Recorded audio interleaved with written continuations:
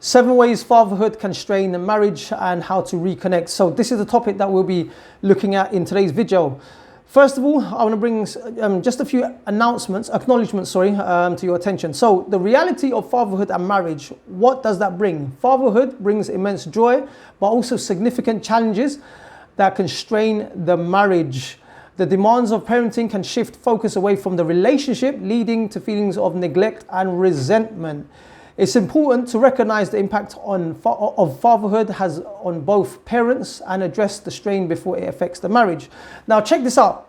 You have two people coming together, two worlds, two people coming from two different worlds, and they're trying to gel together.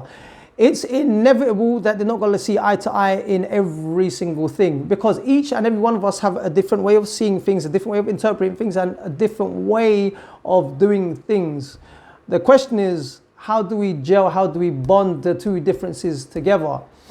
Alongside this, in the relationship, you have responsibilities, you have duties, you have roles that need to be fulfilled. Where do you have time for each other? So it's important to acknowledge from both sides, you as a father and also as a mother, where the relationship is going, and put a break on things. And I'm not talking about going your own separate ways. No, I'm talking about step back. Really sit down with each other, take a bit of time to reflect with each other when there are no kids around, and really reassess where the marriage is going, what are the strains, and have an amicable discussion, and also look for ways of propelling forwards to make progress in your relationship. These conversations have to be had. So in saying this, let's look at the lack of quality time together. The issue of parenting demands time, energy, and leaving little time for couples to nurture their relationship. And this is what I was saying before. The demands of the responsibilities can take over, and all of a sudden you've forgotten about each other and the whole focus turns towards the children. But guess what? When that happens, when both spouses are getting neglected physically and emotionally, the relationship takes a strain, because the focus has been shifted obviously towards the children. Really what it should be is the other way around, believe it or not. You know this saying that the kids come first, they don't come first. It's the parents come first, because when the parents come first, they're able to steer the kids, they're able to steer the relationship in a healthier way, rather than the kids come first and both spouses are neglected, and all of a sudden fights occur, arguments occur, confrontation occurs, mismanagement, everything. It's all over the place occurs. So that's why you must put each other first, because if both of you are managing the team, the family, the dynamics, it makes sense to liaise with one another, to allocate time for each other, so you can rejuvenate, you can just recharge your batteries with each other, so you can give back to the relationship, and that's how it becomes more nurturing. So moving on, the imbalance of parenting roles. The issue, one partner, often the mother, may take on the majority of the caregiving responsibilities, leading to resentment and feelings on inequality. So what tends to happen is this. Generally, it's the mothers who spend a lot of the time at home more than the fathers, because the fathers are the ones who are going out there working and they're coming back from work. And then guess what happens? The stress is doubled, because we've now taken on the stress and also our family stresses. So you can imagine that there's quite a number of things to take on. But this is not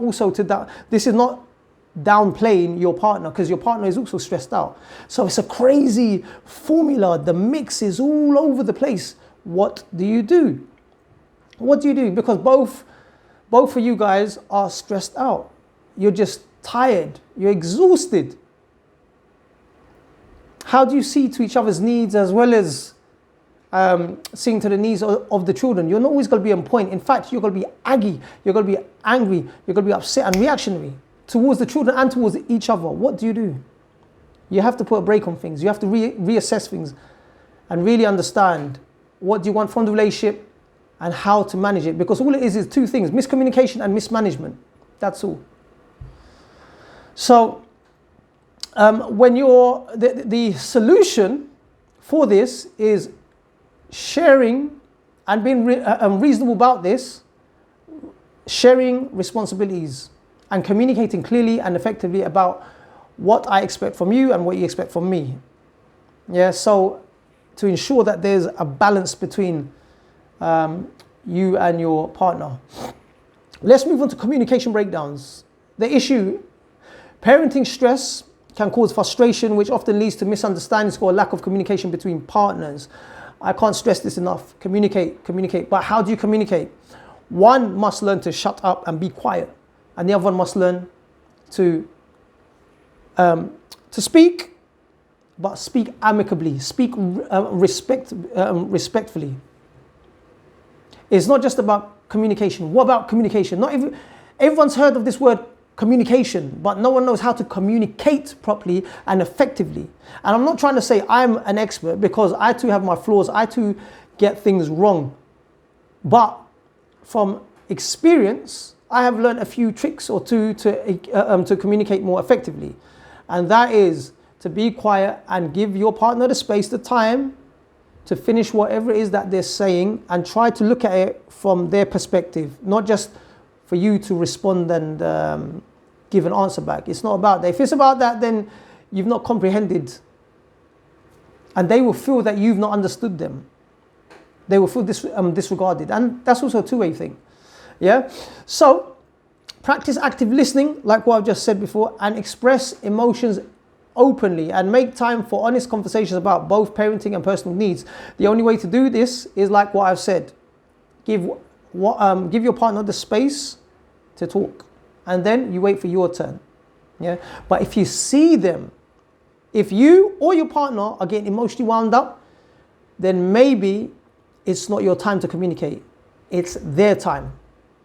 Let them vent out. Let them say whatever is that is on their mind. Let them just exert it out of their system, and then you have your time. It may not be now, but at least you've given them the space, you've given them the time, because then eventually they're going to reciprocate that back to you.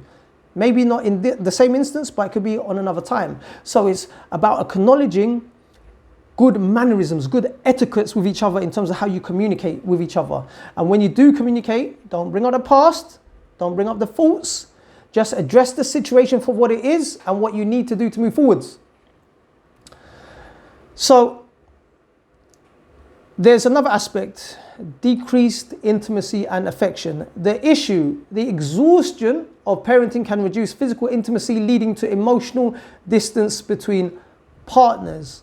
Yes, it can be energy draining mentally and physically. You have us fathers coming home from an exhausted day at work, mentally or physically, and we're tired.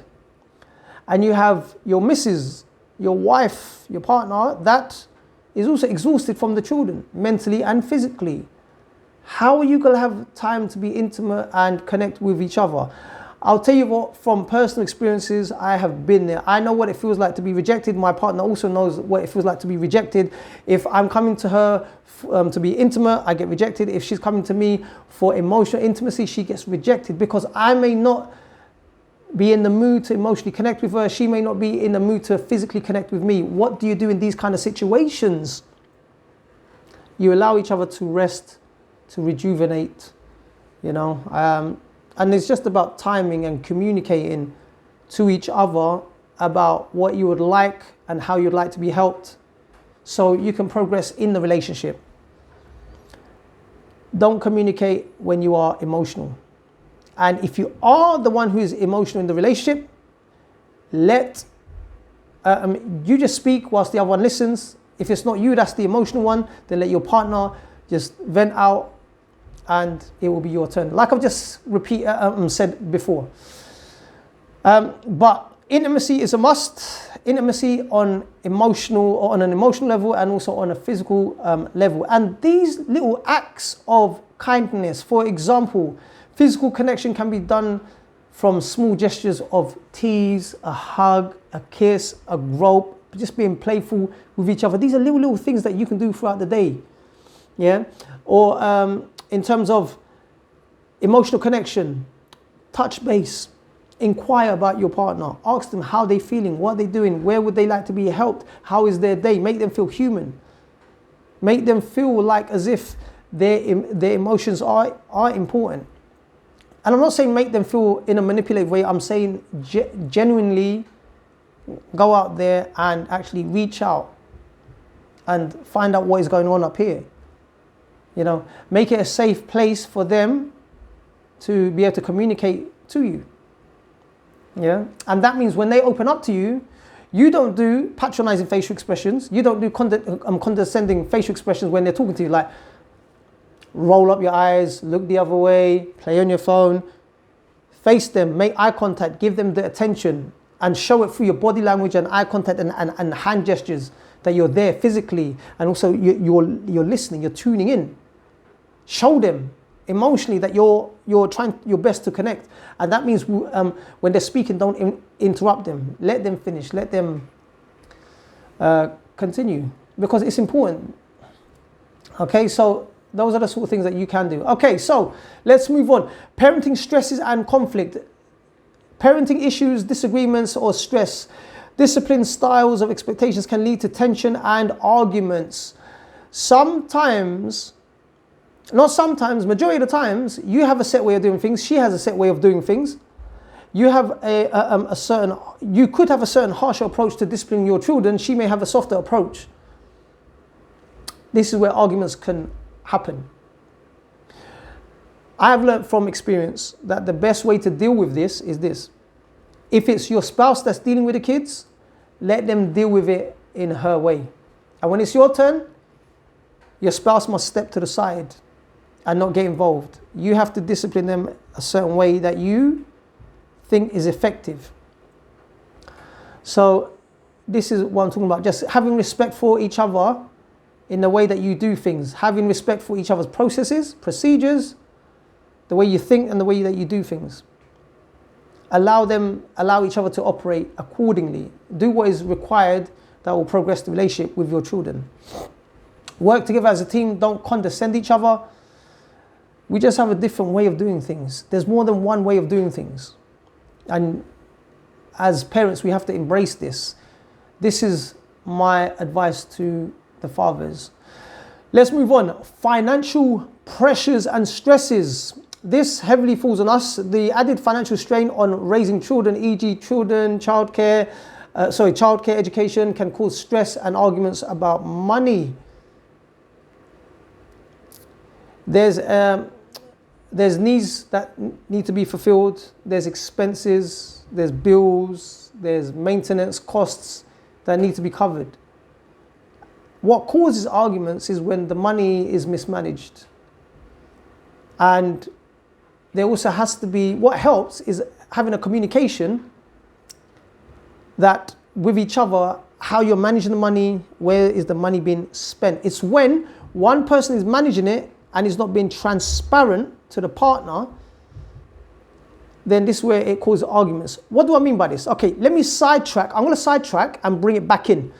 My point is this. In business, as a business owner, I'm accountable to my partners by showing them the expenses, the breakdowns, the profits. Yeah. So everyone's on board. They know where the money's coming in, where the money's going out. The same kind of concepts that you have to be transparent with each other. Because this is what minimizes the arguments. Then the other person can't say, where's the money? What did you do? Can you buy me this? Can you buy me that?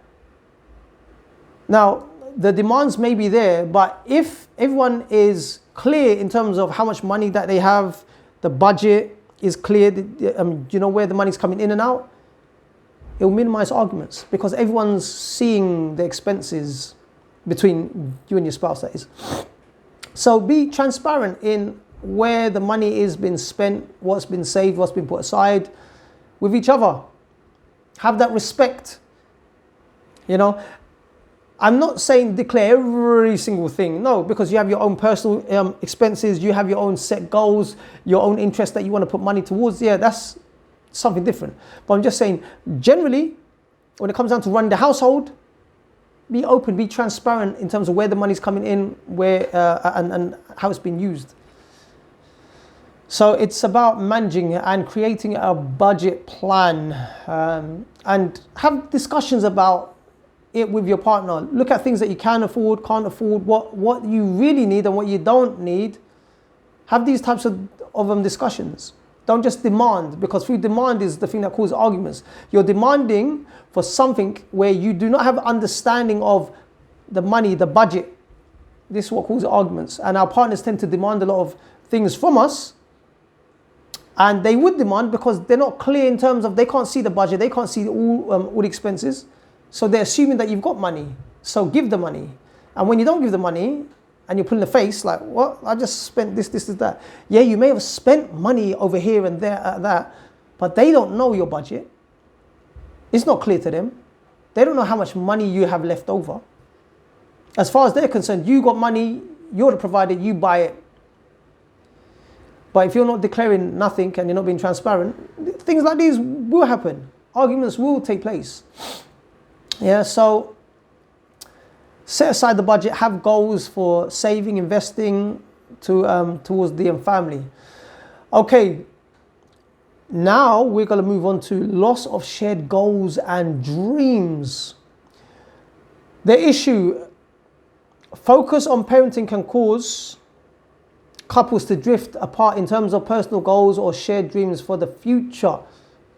Sometimes we can lose sight in terms of our own personal goals because of our responsibilities, and we may not feel supported towards our goals, and we may feel like as if we don't, our goals have been misaligned. We may feel confused. We may feel as if we're a bit lost in life and confused about the direction to take in life because of the responsibilities.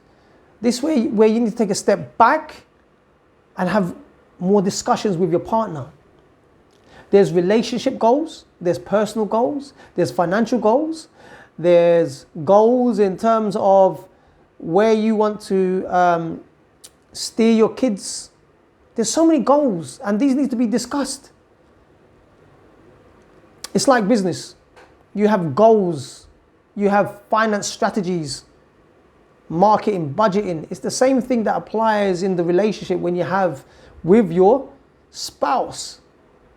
You need to assess things, analyze things. There's a thing, a terminology used in business is called a KPI. And a KPI stands for key performance indicators.